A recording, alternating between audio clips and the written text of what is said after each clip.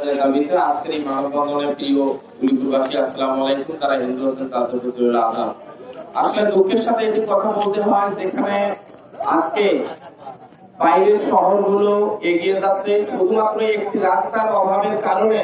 আজকে গোটা জেলার মানুষ কিংবা আমি বলবো বিভাগের মানুষ, যারা আমাদের উলিপুর থেকে মানুষ মুখ ফিরিয়ে নিচ্ছে, এখানে কেউ এসে অত্যন্ত শক্তির সাথে নিঃশ্বাস ফেলে যে একটু বাজার খরচ করবে কিংবা পরিবার পরিজনকে নিয়ে এখানে ঘুরবে কিংবা একটি হোটেলে বসে খাবে কিংবা একটা চায়ের আড্ডা দেবে, শুধুমাত্র যানজটের কারণে মানুষ মুখ ফিরিয়ে দিচ্ছে আমাদের এই উলিপুর থেকে। আজকে আমি একটা বিষয় বুঝি না যে আজকে আমি কোটি কোটি টাকা দিয়ে আমি হায়ার বিল্ডিং করলাম, কিন্তু যদি আমি একটা ভালো ল্যাট্রিন করতে না পারি, আমি খেয়ে যদি ভালোভাবে ল্যাট্রিন ইউজ করতে না পারি, আমার কোটি কোটি টাকা হায়ার বিল্ডিং এর কোনো মূল্য নাই।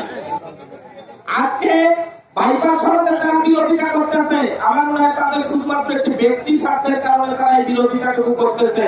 তাদেরকে যদি বলা হয়, রাত্রিবেলা যদি তাদেরকে যদি বলা হয় যে আসলে কাজটা সঠিক না ব্যাটিক, আমার বিশ্বাস তারা বলবে ব্যাটিক। আজকে যদি বাইপাস সড়কে গাড়ি নির্মিত হয়, হেলিপ্যাডের ওইখানে আমার রিক্সাওয়ালা ভাইয়েরা, ভ্যান গাড়িওয়ালা ভাইয়েরা, তারা সেখানে তাদের একটা পয়েন্ট হবে।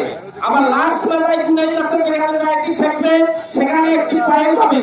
তাহলে হেলিপ্যাড মাঠ থেকে আমার রিক্সাওয়ালা ভাইয়েরা 20 টাকার একটা, সেখানে একটা প্যাসেঞ্জার নামবে, সেখানে একটি ভাড়া নিয়ে তারা শহরের ভিতর ঢুকবে। আজকে ওই প্রান্তে যারা নামবে, সেখান থেকে একটি ভাড়া নামবে। এভাবে কিন্তু মানুষের জীবন জীবিকা ব্যবস্থা হয়।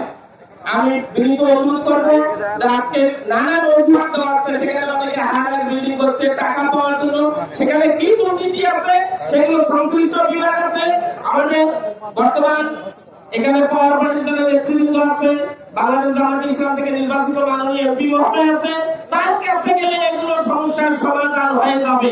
কিন্তু এই খোঁড়া অজুহাতের কারণে আমাদের বাইপাস রাস্তা হবে না, এটি উলিপুরের মানুষ এটি চায় না।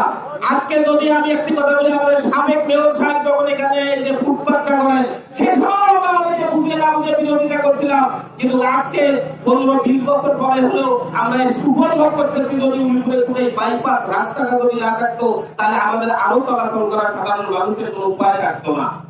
আজকে বলা হচ্ছে বাইপাস এ পাশে দিয়ে হবে না, ওই পাশ দিয়ে হবে। আজকে ওই পাশ দিয়ে যদি হতো, তাহলে তারাও কেউ না কেউ বিরোধিতা করবে। বিরোধিতা করার জন্য